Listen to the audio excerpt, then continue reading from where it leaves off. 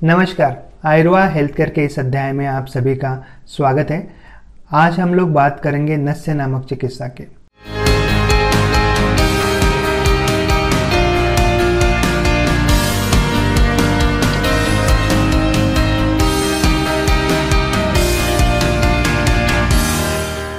आयुर्वेद में जैसे आप सब जानते हो पंचकर्म नामक एक चिकित्सा होती है जिसमें अनुमन सभी व्याधियों का निदान करके उसमें ट्रीटमेंट किया जाता है आयुर्वेद में।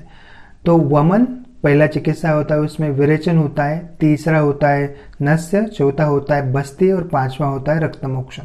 उसमें से नस्य के बारे में हम लोग आज चर्चा करेंगे और डिटेल में आपको समझाएंगे कि नस्य क्यों किया जाता है, किस व्याधि में नस्य का ज़्यादा से ज़्यादा उपयोग होता है और काफ़ी सिंपल तरीका है, सिंपल ट्रीटमेंट जो आप घर बैठे डेली इसका रूटीन में इस्तेमाल कर सकते हैं।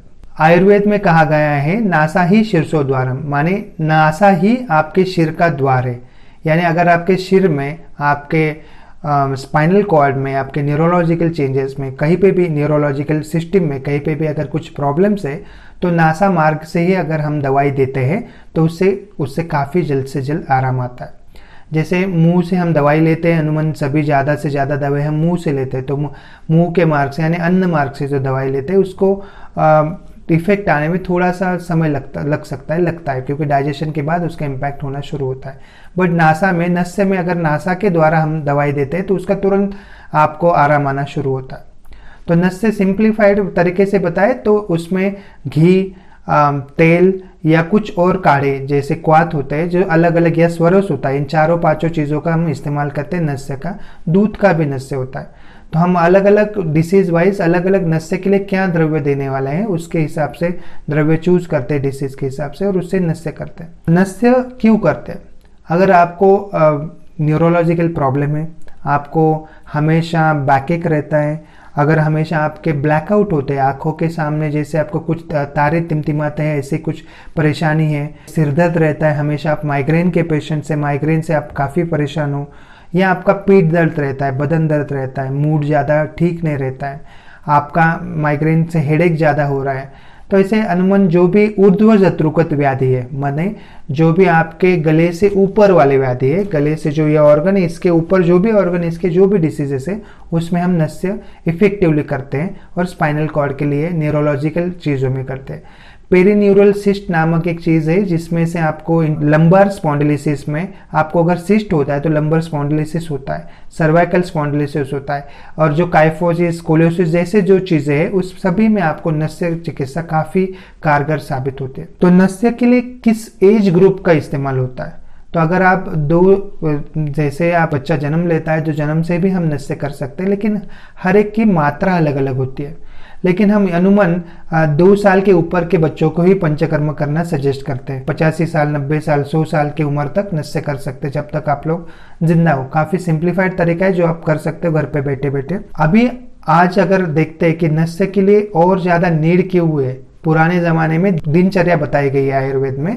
दिनचर्या में सुबह सुबह हर कोई नस्य करके ही घर से निकलता था, लेकिन आज वो जो रूढ़ी है, जो हमारी ट्रेडिशनल हैबिट थे वो बंद हो चुकी है। वो इसलिए करते थे क्योंकि सनस्ट्रोक होता है या बाहर में जो वातावरण में जीव जंतु जो जाके आपको अफेक्ट करते हैं रेस्पिरेटरी ट्रैक से, जिसके कारण सर्दी, जुकाम, चेस्ट कंजेशन, ये सारी चीजें होती थी, वो ना हो। इसलिए prevention is the only cure thought पे आयुर्वेद काम करता है। इसलिए पहले से ही आपको प्रिवेंशन के लिए दिनचर्या में नस्य नामक चिकित्सा बताई गई है। आज अगर हम पोस्ट कोविड में देखें, जो सर्दी जुकाम आपको 2-3 दिन में कवर होता था किसी भी दवाई से, आयुर्वेद, एलोपैथी, होम्योपैथी दवाई से 2 से 5 दिन में कवर होता था, आज आप देखते हैं वही स्पैन 10 से 15 दिन का हुआ है। कोविड के कारण इम्यूनिटी हमारी ओवरऑल कम हो गई है। तो ये अगर 10 से 15 दिन तक सर्दी जुकाम को अगर हमें ट्रीट करने में जा रहे हैं तो क्यों ना हम अपनी इम्यूनिटी बढ़ाने के लिए नस्य नामक जो स्ट्रॉन्ग चिकित्सा फॉलो करना शुरू करें, और जिससे हम आराम जल्द से जल्द ले सके और इम्यूनिटी बढ़ा सके।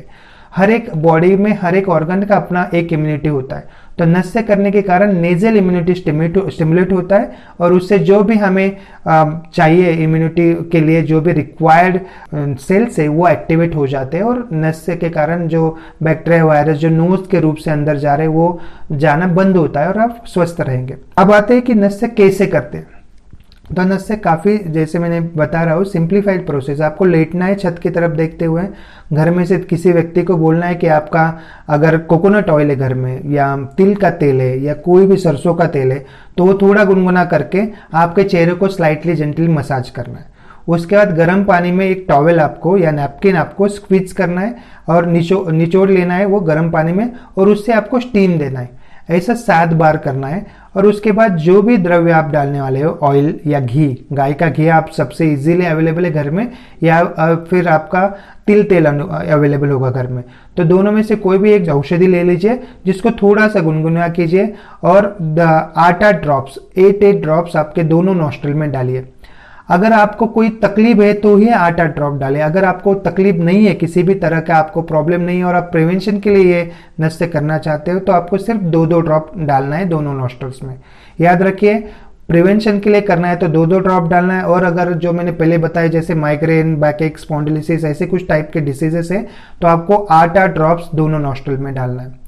और उसके बाद आपको 10 मिनट तक लेटे रहना है। 10 मिनट के बाद उठने के बाद आपको आधा गिलास गुनगुना पानी पीना है।